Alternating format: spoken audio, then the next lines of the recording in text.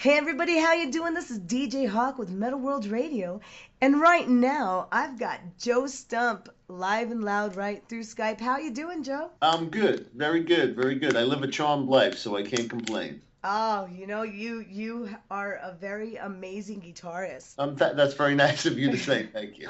It's kind of, you hear different types of styles and you hear different guitar virtuosos, as you would say, and your style just, man, it has an impact. Well, once again, thank you very much. The way I put it is like, I play all the time, and I've been making records and touring, and I've been at it quite a while, so I should be good by now, huh? Right? Practice makes perfect. Exactly. If I'm not any good by now, I should maybe think of another vocation. There you go. Yeah, I know several, but you've taken it so many steps further than just you really have. You've done so much, and you're even teaching. Am I correct? Yeah, I'm an associate professor over at Berkeley College of Music. So I'm the professor of metal over there on the guitar faculty. Oh my God, that is so awesome. This is an honor because I used to have a lot of friends that would they were so inspired and they'd be like, you know what, I'm gonna go to Berkeley and I would have loved to see them go that direction. Yeah, no, it's a wonderful school. I mean, just like I think it was 2 weeks ago. Yeah, I didn't go to the ceremony. I had a show out of town, but Jimmy Page gave the commencement speech this year. Oh, nice. Yeah, yeah, he didn't do it, so that was of course very cool. I mean, they've had different people. I'm trying to think. One time Steven Tyler did it, I mean, you can't get much more rock royalty than Jimmy Page. Very, very true. Oh my God, that is awesome. So, for the people that don't know very much about you. Well, I'm one of those, hotshot virtuoso guitar guys, I guess, whatever you want to call it. And I've released, many solo records. My first solo record, Guitar Dominance, came out in 1993, and I've been releasing records, solo all instrumental records, steadily since then. My last one was a couple of years ago, Revenge of the Shred Lord. And eventually, I've played many places in the States and toured all over the world and all that kind of stuff. And in addition to that, I'm also in several other metal bands. I'm in a symphonic power metal band, Holy Hell. And then I'm all, which has, Holy Hell's got a few records out. I'm also in this doom metal band, Exorcism. I wouldn't necessarily say it's doom metal. Exorcism record just came out. I want to say the end of April, and the music's kind of like, I want to say like Dehumanizer era Sabbath, or Tony Martin era Sabbath, or maybe some of the heavier things Dio's done, or maybe Zach era Ozzy. It kind of kind of moves around in there. So yeah, that's like the newest thing that I just did, that just came out. Wow, that is just awesome. When did you start playing guitar? That's probably a question you get all the time. I played a little when I was like 10, and then I was like I'm from New York originally, so as you might be able to tell by my accent. What was I going to say? I played a little when I was 10, and then I was like, learning how to phase Easy Way from some old guy, and I was like, this is kind of stinky, I don't like it. And then I stopped, and then I started up again when I was like 13. And that's when you decided to make it your passion. So it was, listening to like the rock of the day and all that kind of stuff, like inspired by Sabbath and Hendrix and Deep Purple and UFO and things like that when I was a kid. And then I've been hooked ever since then. Oh, nice. And the best part is that you've actually taken it so many other steps further by teaching it. I mean, it's cool. I certainly can't complain. Working at Berkeley is certainly a very cushy day job because I only work 3 days a week. I don't come in until like the earliest I come in is 12 o'clock, noon. So I make my own schedule. If I have to tour, I can just take off for a few weeks and then come back and square things away, reschedule things, So it's kind of cool where I have the best of both worlds, where I can still go out and play and tour and travel, but I still have a very steady, well-paying jobs. Whenever I'm not on the road. So certainly can't complain about that. And I do enjoy it to a certain extent. I mean, I spend anywhere, Berkeley, I spend anywhere between a light day is like 6 hours. I spend anywhere from 6 to 10 hours a day there with a guitar in my hands, playing shred and playing metal. So you can't beat that. Oh, no, you can't. Oh, that's awesome. And you also have a DVD out too for those that really want to be inspired by your technique. Well, I have like I'm trying to think like something like 6 or 7 DVDs out with a company called the Shred Academy, shredacademy.com, and they put out a bunch of my instructional DVDs, and I just did a book that just got released last month, Joe Stump's Metal Guitar Chop Shop. So that's available on Amazon or wherever it is people buy books. Sick. So it's a cool thing, and it's a great instructional tool for intermediate to advanced players, to like some younger players as well, and it's very helpful to players of all different schools and styles of metal. Oh man, that is just too awesome. There's a lot of people out there. For me, I really try to inspire musicians to continue their gift. Because a lot of people can't just pick up a guitar. A lot of people just can't sing. It's a learned. If you have that passion, it's a learned talent. Yeah, well, some of it's kind of, I mean, everyone's different. Some people have a lot of natural talent and are very kind of naturally gifted, and things come easy to them. And then some people have to work a bit harder. So it's kind of like kind of goes in both directions. Or what could be very simple to one player could be, somebody else could have a hard time grasping that. So it kind of goes all over the place. Oh man.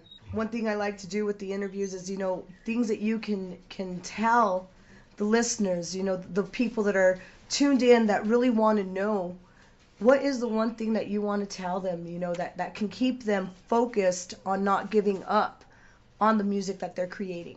Well, that's well, now I'll have to come up with something fairly profound and deep, but I don't, so that's a lot of pressure on me. But what was I going to say? Well, I mean, to me, it's like when I was younger, or I mean, I just knew, like, it's like all I want to do is get good. I want to get better, and if I get good, good things are going to happen. So, I mean, in this day and age, younger players develop faster, but then, everyone's like, it's such a different time that, it's tough to relate that. But I mean, to me, there's no substitute for working hard. And if you do that and you dedicate yourself, good things are going to happen on some kind of level. And especially, one of the things I always tell people is, if you love it, then you're going to be happy when you do achieve some kind of level of success. And a lot of people are so afraid of never reaching that, because they can't see beyond the falters that they just haven't perfected yet, and with what you're saying, it's just, this is going to help people. It's going to hopefully inspire them enough to know that if you work hard, you're going to get the success you want. Or I mean, everybody, success is measured in many different ways. Not, like some people gauge it by, how fat their bank account is, or how many sports cars they have, or how many piles of guitars they got laying around. But it's also, ultimately, it's about being happy and stuff. So with anybody, no matter what they do. So as long as you're doing something you love and you're at it, and you see improvement, and see things getting better, then hopefully that helps. Yeah, that is definitely the key, because a lot of people don't realize that. They're just like, oh, they want that. They want to be, like you said, with the big fat bank accounts. They want to be on the record labels. They want to, do all these things. But if they don't have that true passion, and they're only focused on what kind of money they could make off of it. They Yes, I use. mean, I got into playing guitar, because I love it, not because, I wanted to be famous, not because I wanted to meet girls, not because, for none of those reasons, other than the fact that I love it. So, I mean, if you're kind of true to it to a certain extent, good things are going to happen. And you might reap the benefits of success to with all those other things as well. Oh, very true. Very true. And the other thing is I'm very like anybody like I love any of my heroes and main influences. It's not like I tell people in interviews or I tell people all the time. It's not like I'm reinventing the wheel. All I'm doing is taking the influence of all my favorite players, whether it's Ingve or Richie Blackmore or Gary Moore or Michael Schenker, Jimi Hendrix. Uli John Roth, and some classical composers, other schools of metal. I mean, I'm just kind of channeling it and trying to do a little bit of my own thing with it. So but I mean, I never deny like all the I'll instantaneously name all the players I love and all my heroes and influences. And when you listen to me, it's no secret that obviously I'm a big fan of Engbe's and he's had a big impact on me. And a lot of people, that is just absolutely awesome. This is awesome, because I can't even talk. Forgive me, Joe. That's okay. Well, a lot of people all of a sudden it's obvious who the players that have impacted them are, and then all of a sudden they get very tight-lipped when they're asked. I mean, I'm proud of it. I mean, granted, I've had that knock on me where oh, he plays just like Kingman. And you know what I say? If you're playing anything like Gingbait, you must be pretty good. So if that's the worst thing, if that's the worst thing someone's saying, then it ain't so bad. And it's not even bad at all. I'm just saying, you've taken that technique and you've enhanced it by so many levels. Do you know what I'm saying? Well, I don't know about it. English still brings it at an extremely high level. So I don't know about that, but it's nice of you to say. Well, yeah, I'm telling you, man. I know this. I hear it. You know what I mean? I can understand if I'm over here, just putting on the mocha lipstick, but I really mean it. Because, music is a passion to me, and to get to know and get to interview the musicians that are bringing it, that with the music that moves me, myself personally, this is definitely, an honor. And Oh, cool. That once again, that's nice of you to say, and that's cool that you enjoy that kind of stuff. So because a lot of times, especially with those kind of guitar-driven records, it's certainly to say it's an acquired taste is would be quite true. So I'm glad that you enjoy that type of thing. Oh, I really do. I really do. So right now, like you said, you were talking about tours and stuff. Are you going to be doing any of that soon? Yeah, in fact, I'm going to, I've been playing quite a few shows in the States recently, actually all the time, since I want to say, the last couple months. But this coming week on Thursday, I'm leaving. I'm going to Mexico City, and I'm doing a few shows there. I'm doing a big guitar event with it's like a G3 thing with Michelangelo Vadios, Mike and Metal Mike Klasiak, and Mike plays with he's the guitar player for Rob Halford's solo thing, and myself. So it's going to be very cool as I know both of those guys have known them for a number of years. So it should be a lot of fun. It should be a very cool thing. So and in addition to the big show, next week I'm doing a couple additional shows and master classes, clinics or whatever. So that's that's this coming week, and then as soon as I get back, a little after, I'm going to Europe to play some festivals with Extra. Oh my God, can we say ShamWow moment right at wow? Yeah, Okay, guys, that was a ShamWow moment for me. I was blessed to see one G3 show, but oh my God, that's gonna be absolutely killer.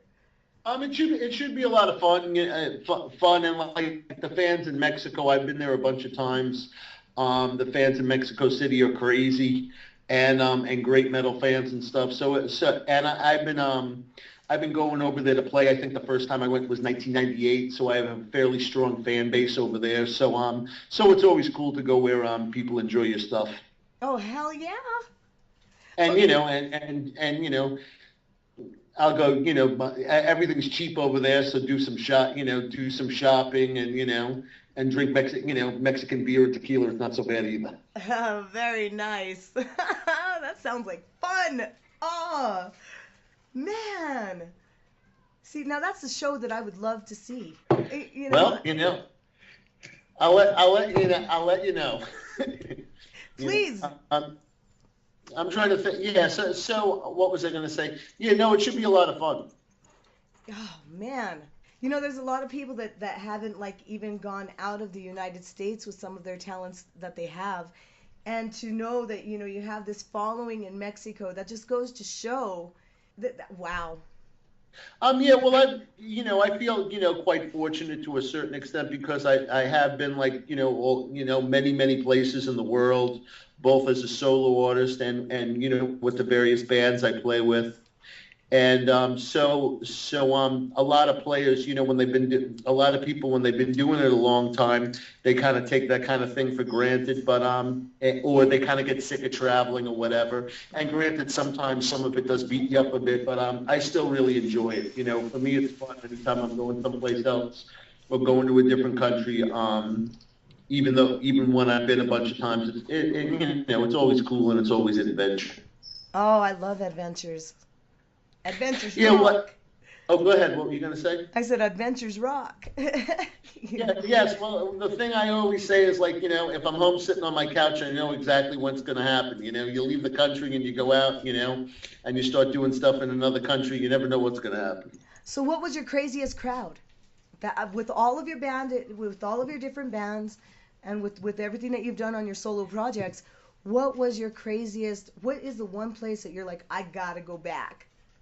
Well, it depends. I like different countries for like different reasons, and a lot of fans, especially in Europe, all the metal fans are great, and especially playing power metal or anything like that. Of course, Germany's like the capital of power metal, but so I've had, played many many shows. I've played just about every city, every city in Germany, and on whether it's a large level or a small level. But I mean Mexico City when I went, that's the kind of thing where I'm like, just what that's the kind of thing where I can't even walk into the promoter won't let me walk into the venue because I'll get, I can't even walk into the venue by myself because I'm going to get mobbed. Wow. Kind of, yeah, kind of thing. It sounds kind of silly, but it's almost like to that extent where I walk out and like people start screaming. So it's kind of funny, and yeah, and it's cool. Like one of the things going over there. Even when I first started, I would always like hang and sign things for people and take pictures with people, and that stays with the band. So they've since I've been so cool, they've been extremely loyal. So I'm looking forward to it. For me, it's fun. Yeah, I mean. Ronnie James Dio is a perfect example. He was somebody that always signed something for everybody. Always had something nice to say to everybody. Always took time, no matter how busy he was, no matter how he felt. He's a good role model for even though I've never met him before, I've heard many many things like that, and that's the way you should really be. Oh yeah, As far definitely. treating people that support your music. Yeah, so the last thing anybody that's even myself, I would hate to meet like somebody I'm a huge fan of, and then all of a sudden they turn out and they're not cool to me. That's a disappointment to anybody. Doesn't matter who you are, or what you do. Exactly. I've had my share of people, and I'm just like, oh my God, are you serious? I just paid like $20 for your CD, and you, wow, dude, thanks. You know what I mean? It is really disappointing. And you've done this for so long, and you've taken it. So when you were younger at 13, okay, to where you are now, I mean, do you ever like sit back and just trip out on how much you've accomplished? No, I mean, not really. I mean, it's just like when you're in the midst of doing stuff, it's just like kind of business as usual. Like making records or doing a tour or going on a trip or doing a small run of dates or whatever. It's just on to the next thing. I finish a record, like it's not like I sit around and like the only time I really listen to a record that I finished is when I first get the finished product and I see the CD, and of course those days are going to be short-lived anyway. And hold it in my hand and kind of look at the artwork and maybe play it and maybe play it or play it for for some people or whatever, and then that's it. It's done. Then it just goes in a pile and sits. And I don't really. The only time I'll refer to it is if I have to dust something off for a show and I'm going to play a track I haven't played in a while. So for me, it's always just kind of looking forward to the next thing and and onward kind of thing. Oh man. See, that is just awesome. It's great to hear because I deal with a lot of independent local bands. And I would love for one day that when I interview one of those guys, you know what I mean, that they have the same perspectives and the same feelings that you have with things that you've done because to me, you're still very humble. Well, I mean, I'm confident in, my ability and all that kind of stuff. I'm always, trying to keep grounded and try to be cool to everybody. I mean, anybody, like some guy could be a badass plumber and still be an asshole. You know what I mean? Right. He's a high in demand plumber. He comes over your house and instead of being pleasant, the guy's a jerk, even though he works great. So in any line of work, you got people that, are a great mechanic or whatever, you know what I mean? Yeah, I hear you. I hear you. So it's basically the same kind of thing, except obviously the occupation's, I guess, a bit more glorified, but, being nice is much easier than being nasty to people. So, it's like, why not? Right, exactly. Oh man. I'm, I'm thinking too. Okay, that was great.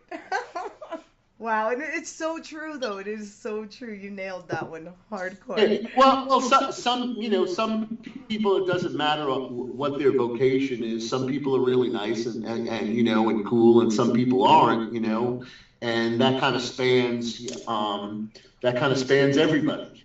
And it You know, does everyday life. I mean, for it yeah. doesn't matter. Could be the clerk at the convenience store, Oh yeah. or a toll taker. It's the same thing. Exactly. Oh my God. My whole catalog, you can download just about anything I've ever done on both Amazon and iTunes.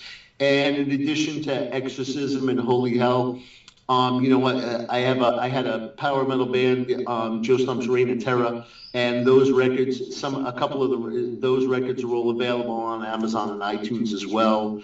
And like I said, the new Exorcism record that just came out, and the book, that just came out. And anybody needs any information on me, visit Joe Stump Facebook page and the .com site and all that nonsense. You guys got to really check out Joe Stump and all of the projects that he works on. I mean, if you want to learn anything about, guitar playing and actually getting to where you are, I mean, this is probably the man that you would want to be like, okay, I'm there. So, check him out. Check out all his Facebook. Check out all of his media sites. And, man, I got to say, blown away. Definitely blown away. Because you never know what you're going to expect when you start talking to somebody. You know what I mean? You never know what or how they're going to respond to you or how you're going to respond to them. And I got to say, this has been extremely pleasurable. Oh, great. Yeah, no, contact me anytime. And where are you located at? I'm actually in Santa Fe, New Mexico. Oh, wow. I've said, New Mexico is like a place I've never ever been, but I always see it on the Travel Channel, whatever, and it's like, I want to, because I've been many, many places in the world, all over, Right.